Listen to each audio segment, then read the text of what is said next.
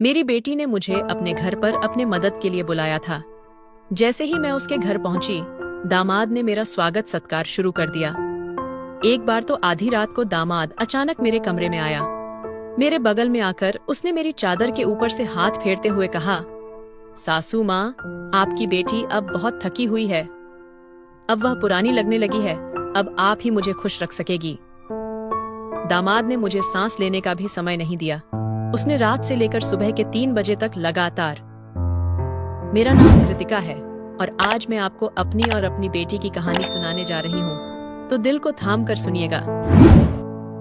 मेरी बेटी को उसके ऑफिस के काम से घर के कामों के लिए समय नहीं मिल रहा था। एक दिन उसका मुझे फोन आया और उसने कहा, मुझे घर के कामों में आपकी बहुत जरूरत है। कुछ दिन मेरे पास आओगी क्या? बेटी की चिंता में मैं तुरंत उसके घर चली गई। मुझे देखते ही बेटी से ज्यादा दामाद खुश हो गए। वे मेरी इतनी सेवा सत्कार क्यों कर रहे थे, ये मुझे समझ नहीं आ रहा था। लेकिन दामाद अचानक से बदल गए थे। मुझे देखते ही मेरी बेटी ने मुझे गले लगाया। उसके पीछे दामाद ने भी मुझे गले लगाया। इससे पहले उन्होंने कभी मुझे इस तरह से गले नहीं लगाया था। अचानक उनमें इतना बदलाव कैसे आ गया, ये मेरी समझ में नहीं आया। जब दामाद ने मुझे गले लगाया तो मुझे बहुत शर्म महसूस हुई। मेरी बेटी स्वाति ने अपने पति के इस व्यवहार पर ध्यान भी नहीं दिया। जैसे ही मैं बेटी के घर पहुंची, उसने मुझे कहा कि वह मेरे हाथों से बनी उसकी पसंदीदा सब्जी खाना चाहती है। आते ही मैं फ्रेश होकर बेटी के किचन में चली गई। उस रात दामाद और बेटी दोनों बड़े चाव से खाना खा रहे थे। खाना खत्म होते ही स्वाति बोली, माँ, आज आपके हाथ का खाना खाकर बहुत अच्छा लगा। उसके कहने पर दामाद ने भी हामी भरते हुए कहा, मुझे तो ऐसा लग रहा है जैसे बहुत दिनों बाद पेट भरकर खाया हो। दामाद ने मेरी तारीफ की तो स्वाति ने अपने पति को गुस्से से देखना शुरू कर दिया। वह बोली, सुमित, मेरी माँ के सामने मेरी बुराई मत करो। तुम ऐसा बोल रहे हो जैसे मैं रोज खाना बनाती ही नहीं हूँ। क्या तुम रोज बाहर मेस में खाते हो? उन दोनों के बीच तू मैं शुरू हो गई। तब मैंने दोनों को शांत करते हुए कहा, स्वाति, छोटी छोटी बातों को बड़ा मत बनाओ। दामाद तो बस मजाक में तुम्हारे सामने मेरी तारीफ कर रहे होंगे। वैसे भी रोज तो मैं यहाँ नहीं रहती। तुम ही अपने पति का ख्याल रखती हो। शायद वह सिर्फ हंसी मजाक कर रहे होंगे। मैंने अपनी बेटी से यह कहा क्योंकि मैं दामाद को कुछ कह नहीं सकती थी। खाना खत्म होते ही स्वाति हाथ धोकर अपने कमरे में चली गई। मैं डाइनिंग हॉल साफ करने लगी। मेरी मदद के लिए दामाद थे। वे बोले, स्वाति को तो कोई परवाह ही नहीं है। माँ, इतने दिनों बाद आप घर आई, फिर भी वह पहले ही दिन से आपके ऊपर सारा काम छोड़कर मोबाइल लेकर कमरे में चली गई। यही तो रोज का हाल है। दामाद की बात से सहमत होकर मैंने डाइनिंग टेबल से बर्तन उठाए। तभी दामाद भी मेरी मदद के लिए किचन में आ गए। किचन से जाते वक्त दामाद ने अचानक मेरे हाथ पकड़ लिए। फिर दामाद जी बोले, सासू माँ, सच में आपके हाथों में जादू है। आपके हाथ का खाना खाकर मन प्रसन्न हो गया। आगे भी मुझे आपके इस तरह के अलग अलग रूप देखने को मिलेंगे। मेरा ना कोई साला है और ना कोई साली। मेरे ससुराल में तो आप ही एक हैं। अब चाहे साला, साली और बहनों की हंसी मजाक को या सासू माँ की देखभाल, सभी रिश्ते आपको ही निभाने हैं। अब मैं आपको यहाँ से जल्दी जाने नहीं दूंगा। मुझे दामाद का प्यार समझ में आया, लेकिन इसके पीछे उनका क्या मकसद था, इस पर मैंने ज्यादा गहराई से सोचा नहीं था। इसी तरह कुछ दिन और बीत गए। मुझे बेटी के घर आए कुछ ही दिन हुए थे। तभी मैंने महसूस किया कि उन दोनों पति पत्नी के बीच कुछ ठीक नहीं था। लगातार 3 दिन से मुझे रात को उनकी बड़बड़ाहट और दामाद की आवाज उनके कमरे से सुनाई दे रही थी। वह बात प्रेम की तो बिल्कुल नहीं थी। उन दोनों के बीच कुछ गड़बड़ थी। ये मुझे साफ महसूस हो रहा था, क्योंकि जब से मैं वहां आई थी, मैंने उन्हें कभी साथ में हंसते खेलते नहीं देखा था। एक दिन शाम को स्वाति ऑफिस से जल्दी घर आ गई।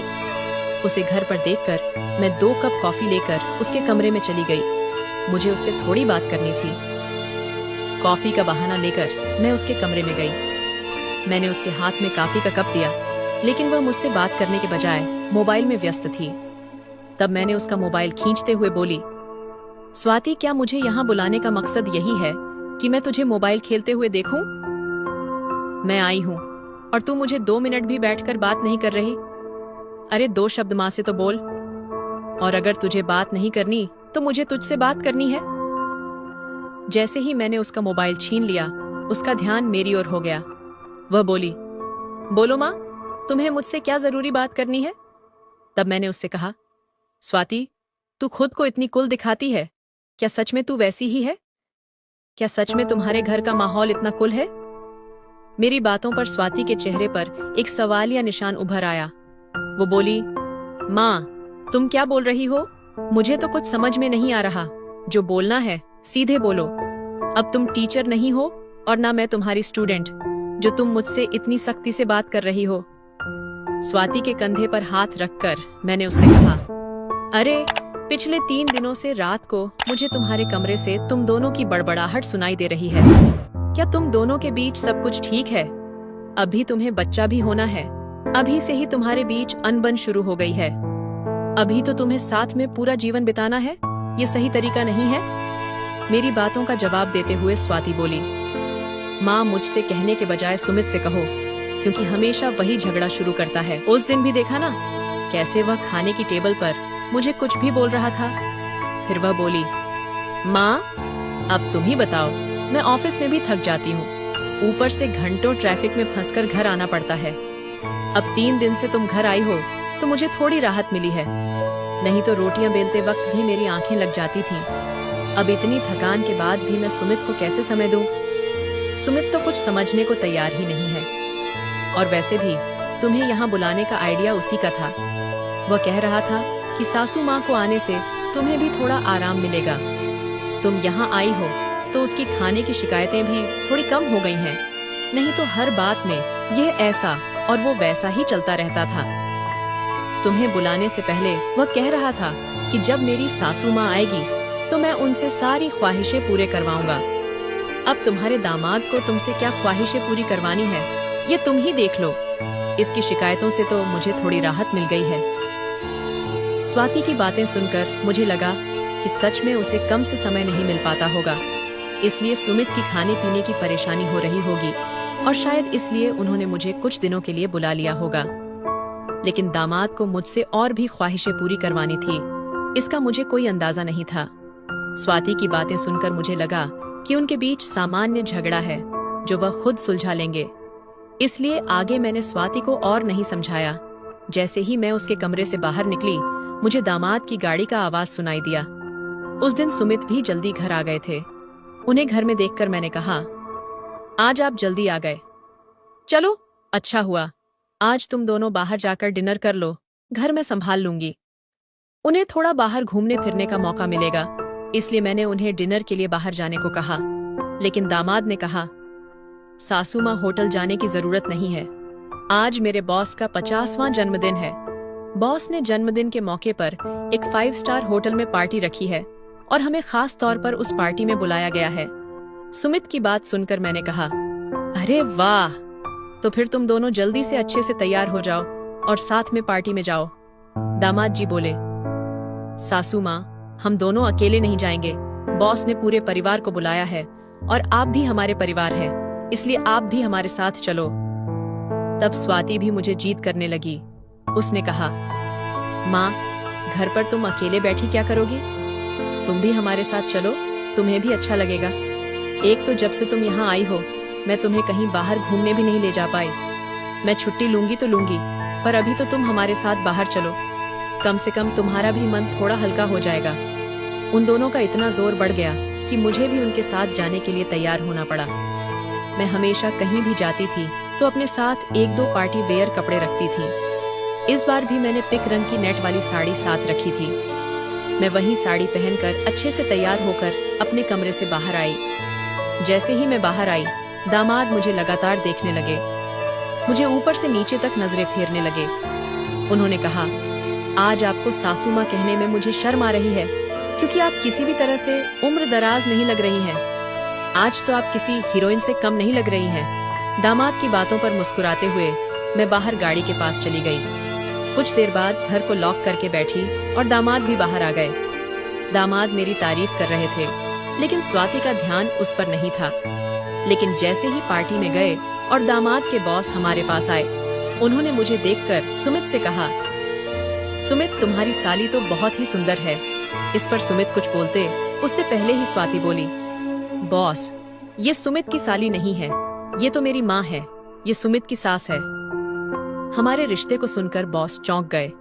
उन्होंने कहा, आपकी खूबसूरती और जवानी को देखकर ऐसा बिल्कुल नहीं लगा कि आप सासू माँ हो सकती हैं। बॉस ने अपनी गलती स्वीकारते हुए मुझसे माफी मांगी और वहां से चले गए। बॉस के जाते ही दामाद मेरी तारीफ करने लगे। उन्होंने कहा, सच में सासू माँ, आज तो आप स्वाति से भी ज्यादा खूबसूरत लग रही है। सच में पत्नी तो ऐसी होनी चाहिए। ऐसा कहकर दामाद ने मेरे हाथ पर ताली मारी और हंसने लगे। लेकिन उनकी इस मजाक पर स्वाति गुस्से से मेरी ओर देखने लगी। अब मुझे धीरे धीरे दामाद की नजरों का एहसास होने लगा था। कुछ देर बाद हम घर जाने के लिए निकल पड़े। घर पहुंचते ही स्वाति और मैं एक साथ गाड़ी से उतरे। गाड़ी से उतरते ही स्वाति ने मुझसे कहा, माँ, आज के बाद तुम्हें इतना सजने संवरने की कोई जरूरत नहीं है। थोड़ा अपनी उम्र के हिसाब से रहना सीखो। गुस्से में तीखे शब्द बोलते हुए स्वाति पैर पटकती हुई घर के अंदर चली गई। मुझे उसका गुस्सा कुछ समझ नहीं आया। असल में मुझे तो किसी भी बात पर गुस्सा आने का सवाल ही नहीं था। फिर भी स्वाति मुझसे नाराज होकर पैर पटकते हुए घर के अंदर चली गई थी। नादान लड़की सोचकर मैंने उसकी बातों को नजरअंदाज किया और घर में जाकर अपने कमरे में चली गई। कुछ देर बाद फ्रेश होकर मैंने रात में सोने के लिए नाइट गाउन पहन लिया। रोज की तरह सोने से पहले मैंने अपने हाथ पैरों पर बॉडी लोशन लगाया। तभी अचानक दरवाजे पर दस्तक हुई। दरवाजे पर दामाद थे। हमारी नजरें मिलते ही दामाद ने कहा, सासू माँ, अंदर आ सकता हूँ। ये घर उनका ही था, फिर भी वह कमरे में आने के लिए मुझे अनुमति ले रहे थे। मैंने कहा, ये घर तो आपका ही है, मेरी अनुमति लेने की क्या जरूरत है, आप यहाँ कभी भी आ जा सकते हो।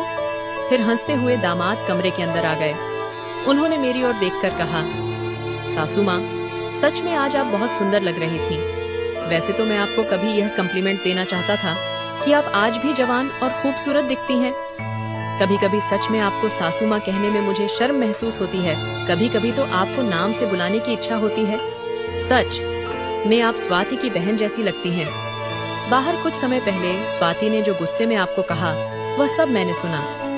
उसकी बातों पर ध्यान मत दीजिए। और हाँ, एक जरूरी बात यह है कि स्वाति की बातों को दिल पर लेकर आप अपना रहन सहन बिल्कुल मत बदलिए। आप जैसी हैं, बहुत अच्छी है। दामाद के मुंह से अपनी तारीफ सुनकर मेरे मन में लड्डू फूटने लगे। अगर 45 साल की किसी महिला की तुलना 21 साल की जवान लड़की से की जा रही हो, तो जाहिर है वह महिला खुश होगी ही। उस समय मेरे साथ भी वैसा ही हुआ था। दामाद की प्रशंसा पर मैं शर्मा गई थी। उस दिन के बाद दामाद ही की हदें बढ़ने लगीं। 4 दिन बाद मुझे अपनी बेटी के कमरे से उनकी बहस की आवाज सुनाई दी। मैं अपने कमरे से बाहर झांकते हुए वह सब सुन रही थी। तभी दामाद कमरे से बाहर आते दिखे। दामाद को बाहर आते देख मैं जल्दी से अपने कमरे में चली गई। मैं कमरे की लाइट बंद करने ही वाली थी कि सुमित मेरे कमरे में आ गया। वो काफी गुस्से में लग रहा था। मैंने उसे एक गिलास पानी दिया और पूछा, सब ठीक तो है ना? इस पर दामाद बोले, सासू माँ, आपकी बेटी और आप में इतना फर्क है। शादी के बाद पति से कैसा व्यवहार करना चाहिए, उसे कैसे खुश रखना चाहिए, अपने स्वाति को कुछ भी नहीं सिखाया। जब भी मैं उसके पास जाता हूँ, वह मुझे एक ही बात कहती है कि मैं बहुत थक गई हूँ। आपकी बेटी अब पूरी तरह बूढ़ी दिखने लगी है। उसके सामने आप जवान लगती हैं। कहाँ आपकी जवानी और कहाँ स्वाति की, समय से पहले बुढ़ापे में आ गई। मैं शांत रहकर सुमित की सारी बातें चुपचाप सुनी। उनकी बातें खत्म होते ही मैंने उसे समझाते हुए कहा, दामाद जी, आप गुस्सा मत कीजिए। स्वाति अपने ऑफिस के काम में पूरी तरह थक जाती है, इसलिए वह थोड़ी परेशान हो गई है। कुछ दिन आप दोनों बाहर घूमने चले जाइए, सब कुछ ठीक हो जाएगा। काम की भाग दौड़ में खुद के लिए भी समय निकालना जरूरी है। इस पर दामाद बोले, मैं तो सब कुछ करने के लिए तैयार हूँ, लेकिन आपकी बेटी को ऑफिस से छुट्टी लेने की इच्छा होगी, तभी मैं भी उसके साथ कहीं जा सकूंगा। मैंने फिर से दामाद को समझाया और उनके हाथ में पानी का गिलास दिया। दामाद से बात करते हुए अनजाने में मेरा हाथ उनके पैर पर रख दिया। अचानक दामाद ने अपने पैर पर रखा मेरा हाथ अपने हाथ से पकड़ा और मेरे हाथ से गिलास को एक और रखते हुए दूसरे हाथ से मेरे चेहरे से बाल हटाकर बोले, सासू माँ, आप सच में बहुत सुंदर है। आपको देखकर तो स्वाति को देखने की इच्छा ही नहीं होती। कहाँ आपके चेहरे का तेज और कहाँ स्वाति की झुर्रियां। दामाद मेरे सामने मेरी बेटी की बुराई कर रहे थे। मैंने उन्हें कहा, आप मेरी सुंदरता की तारीफ कर रहे हैं, इसलिए धन्यवाद, लेकिन जिस लड़की के बारे में आप बुरा भला कह रहे हैं वह मेरी बेटी है, ये मत भूलिए। दामाद बोले, सासू माँ, मैं कुछ गलत नहीं कह रहा हूँ, जो सच है वही कह रहा। अब स्वाति बूढ़ी दिखने लगी है तो क्या करूं? आपके सामने वह सच में फीकी पड़ती है। आपकी सुंदरता बेहद मनमोहक है। बोलते बोलते दामाद की नजर मुझ पर टिकने लगी थी।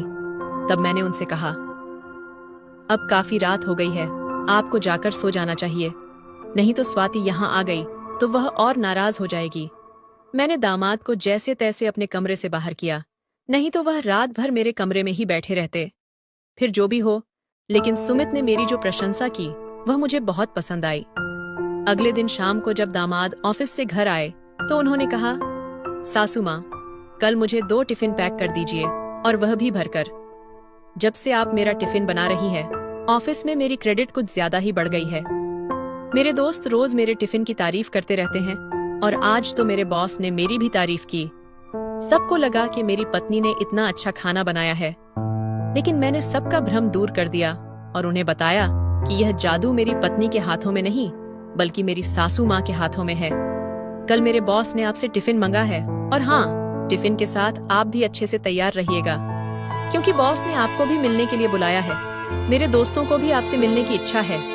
दामाद मेरी तारीफों के पुल बांध रहे थे, तभी स्वाति वहीं बैठी बातें थीं। बातें करके सुमित डाइनिंग हॉल से बाहर चले गए।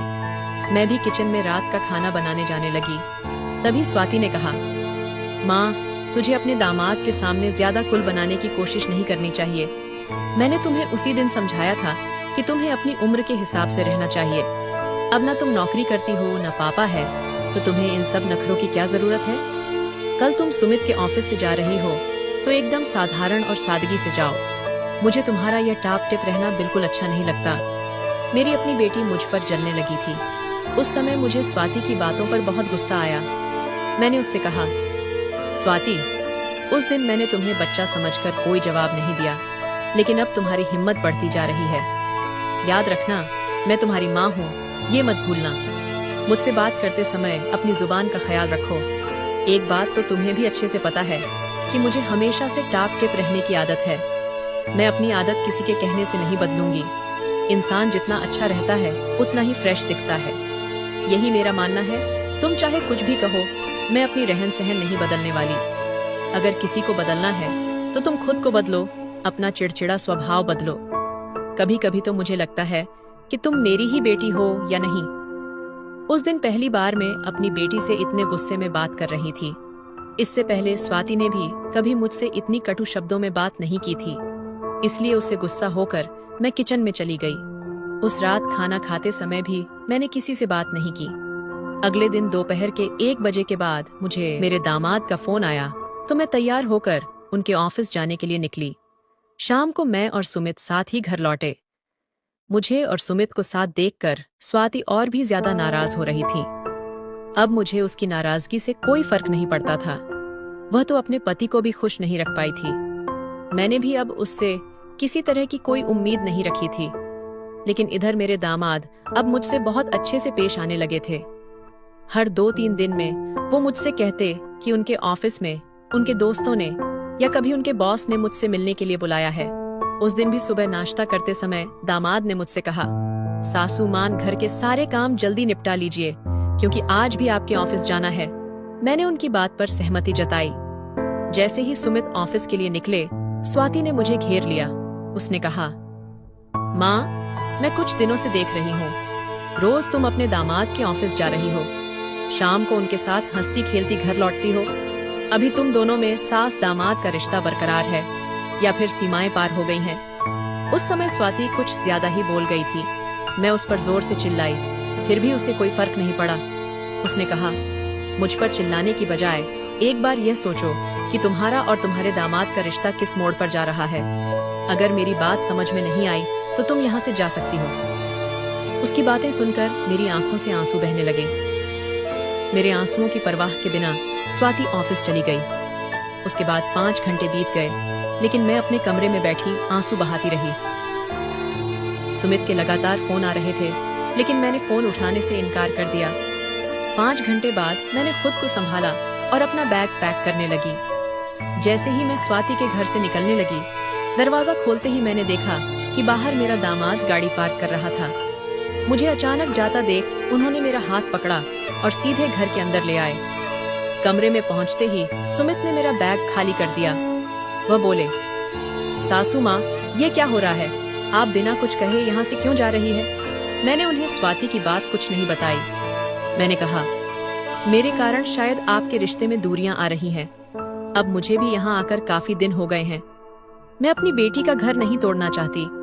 आप अपने जीवन में खुश रहिए, अब मुझे यहाँ से जाना चाहिए। मैं फिर से अपना बैग पैक करने लगी, तभी दामाद ने मुझे अपनी ओर घुमाया। फिर मेरे कंधे पर हाथ रखकर उन्होंने कहा, सासू माँ, जरूर स्वाति ने आपको कुछ बुरा भला कहा होगा। मैंने आपको पहले ही समझाया था कि उसकी बातों पर ध्यान न दें। वह मूर्ख है, उसे खुद को संभालना नहीं आता। मुझे तो लगता है कि आपकी बेटी आपसे जलने लगी है। जो लोग जलते हैं वे दुआ नहीं देते, इसलिए आपको भी बेफिक्र होकर ठाठ से रहना चाहिए। सुमित मुझे हंसाने की कोशिश करने लगे। मेरी आंखों में आंसू देखकर उन्होंने मेरे आंसू पोंछे और कहा, किसी की बातों से इतना हताश मत होइए, मैं आपके साथ हूँ। उनके बोलने में एक अलग ही प्यार था। उस दिन के बाद से रोज रात को जब स्वाति सो जाती, सुमित मेरे कमरे में आने लगे। अब उनका मेरे कमरे में आना मुझे खटकता भी नहीं था, क्योंकि हमारा रिश्ता एक अलग ही मोड़ पर जाने लगा था। अब सुमित मेरे सिर्फ दामाद नहीं रहे। 4-5 दिन से सुमित मेरे कमरे में आ रहे थे। कुछ दिन बाद अचानक मेरे मन में ख्याल आया कि अगर स्वाति को यह सब पता चल गया तो। इसलिए मैं सुमित के सामने यह सवाल रखा। मैंने कहा, सुमित, तुम रोज रात को स्वाति की नजरों से छुपकर मेरे कमरे में आते हो, लेकिन क्या तुम पक्का कहते हो कि वह गहरी नींद में होती है? अगर तुम्हारी लापरवाही के कारण स्वाति अचानक मेरे कमरे में आ गई और उसने यह सब देख लिया तो क्या होगा? इस पर सुमित ने कहा, सासू माँ, कभी ना कभी हमें इस स्थिति का सामना करना ही होगा। जो काम मेरी पत्नी को करना चाहिए था वह आपने किया, इसमें आपकी क्या गलती है? उसे वक्त रहते सब कुछ समझना चाहिए था। अब वक्त उसके हाथ से निकल गया है।